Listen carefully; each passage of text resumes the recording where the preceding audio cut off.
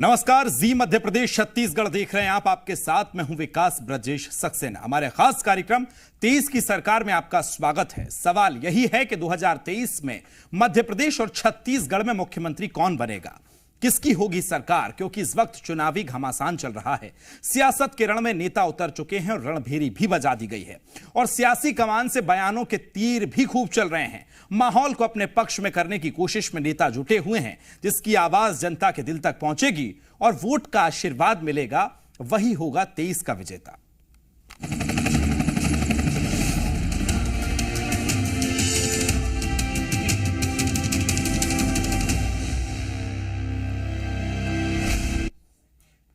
तो मध्य प्रदेश की चुनावी पिच पर नेता उतर चुके हैं और तैयारियों को तेज कर दिया गया है। ऐसे में अब सियासी लड़ाई मिलावटी, बनावटी, दिखावटी और सजावटी तक आ गई है। वहीं नौटंकी और गारंटी का भी तड़का लगा दिया गया है। सीएम फेस को लेकर भी बयानों के तीर चलाए जा रहे हैं। चुनावी माहौल पूरी तरह से बन चुका है। ऐसे में उन रीजन पर फोकस किया जा रहा है जो सत्ता तक पहुंचने की पहली सीढ़ी माने जाते हैं। इसलिए कांग्रेस महाकौशल पर खास नजर बनाए है, क्योंकि पिछली बार कांग्रेस का प्रदर्शन यहां पर शानदार रहा था।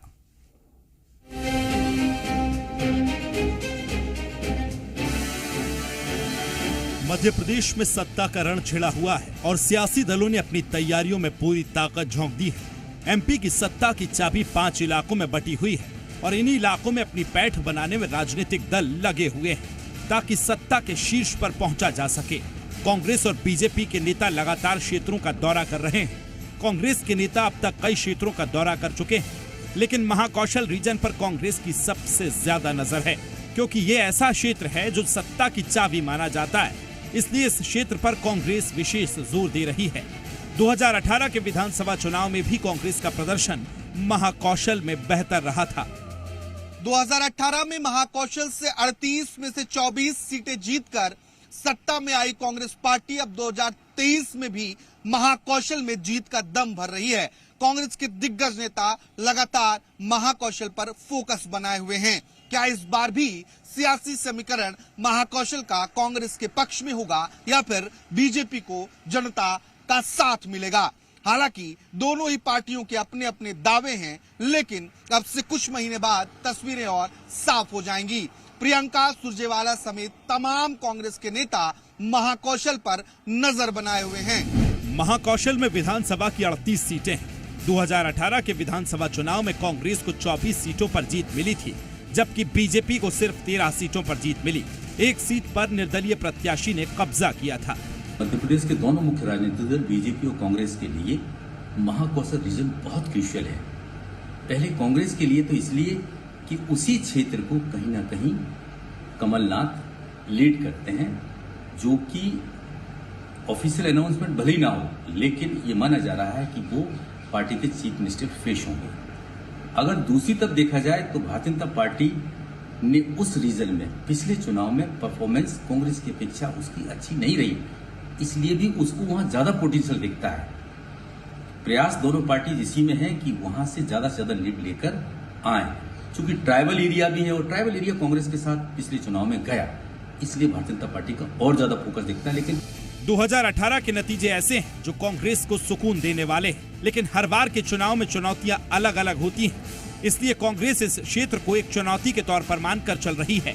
तभी तो पीसीसी चीफ कमलनाथ और मध्य प्रदेश प्रभारी रणदीप सुरजेवाला ने जबलपुर का दौरा किया और मंडल सेक्टर प्रकोष्ठ सेल के पदाधिकारियों के साथ बैठक की। यानी कांग्रेस इस क्षेत्र में खुद को मजबूत रखना चाहती है, जिससे विधानसभा चुनाव में ज्यादा से ज्यादा सीटें जीती जा सकें।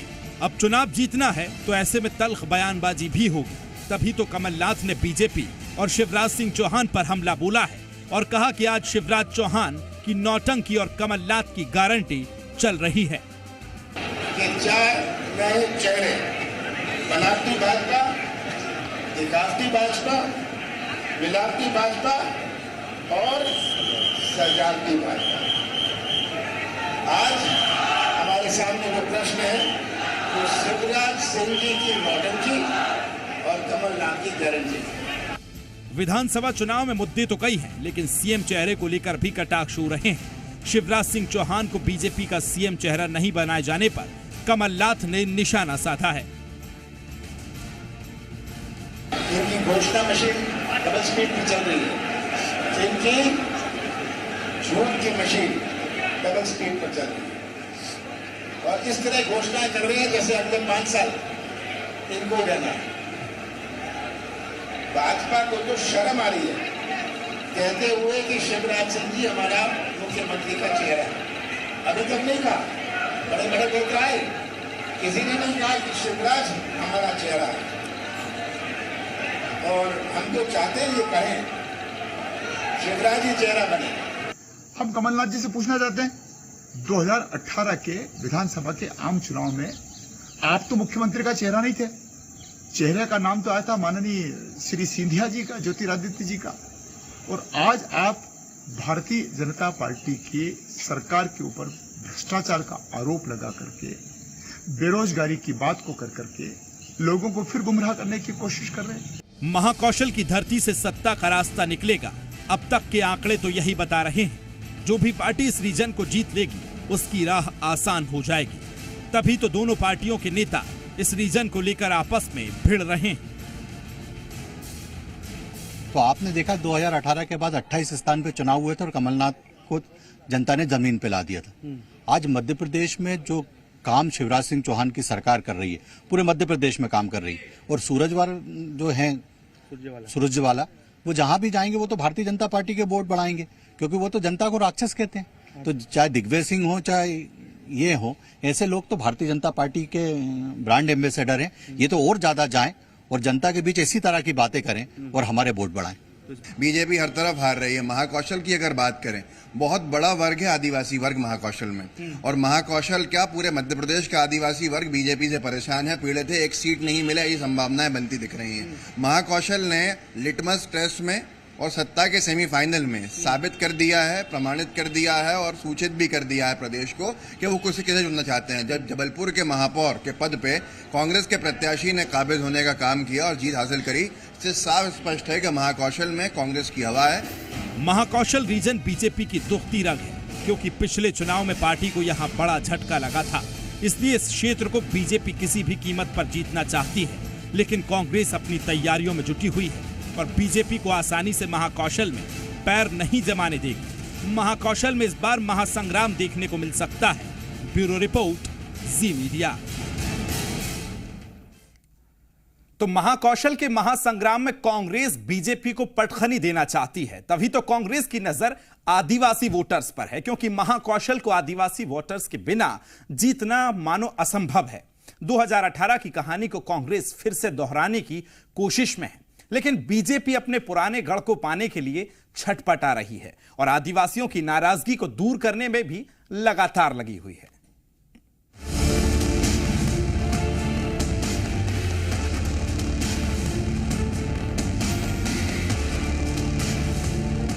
मध्य प्रदेश के महासंग्राम में महायोद्धा उतर चुके हैं और महाकौशल पर निगाहें जमाए हुए हैं और अपने राजनीतिक कौशल के जरिए जीत की पटकथा लिखी जा रही है। लेकिन महाकौशल के चुनावी नतीजे हमेशा चौंकाने वाले रहे हैं। 2018 के चुनाव में बीजेपी को महाकौशल इलाके से निराशा हाथ लगी थी। इसकी बड़ी वजह आदिवासियों की नाराजगी मानी जा रही थी। मध्य प्रदेश की राजनीति में आदिवासी वोट बैंक की खासी अहमियत मानी जाती है।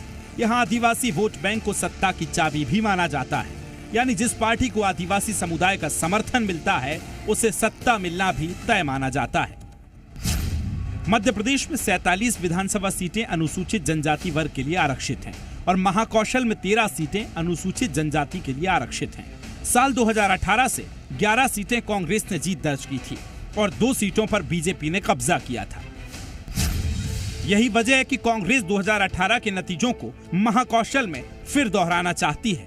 तभी महाकौशल पर कांग्रेस फोकस कर रही है।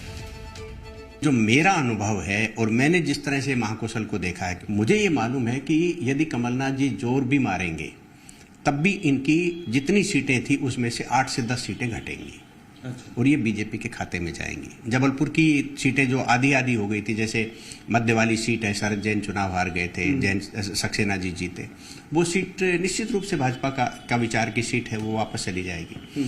इसी प्रकार से जो 1-2 सीटें और है, पर्टिकुलरली उल्लेख करने की बजाय ये कहा जा सकता है कि छिंदवाड़ा जिले की जो सीटें हैं जो सारी की सारी कांग्रेस ने जीती हैं, इस बार सारी से सारी की सारी जीतने का तो प्रश्न ही पैदा नहीं होता, क्योंकि कई सीटें ऐसी हैं जो 1 by 1 की होती हैं। महाकौशल में 8 जिले हैं। इन 8 जिलों में कांग्रेस का प्रभाव है, लेकिन बीजेपी इस बार कांग्रेस के गढ़ में सेंध लगाना चाहती है। अब आपको बताते हैं कि इन 8 जिलों में कांग्रेस और बीजेपी के पास कितनी सीटें हैं। जबलपुर में विधानसभा की 8 सीटें हैं, कांग्रेस के पास 4 और बीजेपी के पास 4 सीटें हैं। वहीं छिंदवाड़ा में 7 सीटें हैं। 2018 के विधानसभा चुनाव में कांग्रेस ने सभी सीटें जीतकर बीजेपी का सुपड़ा साफ कर दिया था। डिंडोरी जिले की बात करें तो डिंडोरी में 2 विधानसभा की सीटें हैं और दोनों पर ही कांग्रेस का कब्जा है। बालाघाट जिले में विधानसभा की 6 सीटें हैं। 5 सीटें कांग्रेस ने जीती थी, जबकि 1 सीट पर निर्दलीय ने जीत हासिल की थी। कटनी जिले में 4 सीटें हैं। यहाँ 1 सीट कांग्रेस ने जीती थी और 3 सीटों पर बीजेपी ने कब्जा किया था। वहीं नरसिंहपुर जिले में विधानसभा की 4 सीटें हैं। यहाँ 3 सीटों पर कांग्रेस का कब्जा है और 1 सीट पर बीजेपी ने जीत हासिल की थी। सिवनी जिले में विधानसभा की 4 सीटें हैं और यहाँ पर 2 सीटों पर कांग्रेस का परचम लहरा रहा है, जबकि 2 सीटों पर बीजेपी का कब्जा है। मंडला जिले में विधानसभा की 3 सीटें हैं, जिनमें से 2 सीटें कांग्रेस के पास है, जबकि 1 सीट पर बीजेपी का कब्जा है। महाकौशल पीसीसी चीफ कमलनाथ की कर्मभूमि है और इस क्षेत्र में उनका असर भी दिखाई देता है। वहीं जबलपुर को बीजेपी का गढ़ माना जाता था, लेकिन पिछली बार के नतीजों से बीजेपी को झटका लगा है। लेकिन इस बार आदिवासी बीजेपी से नाराज माने जा रहे हैं, यानी बीजेपी और कांग्रेस के लिए महाकौशल में जीत हासिल करना जरूरी है। इसी वजह से विधानसभा चुनाव में मुकाबला जबरदस्त देखने को मिलेगा। ब्यूरो रिपोर्ट, जी मीडिया।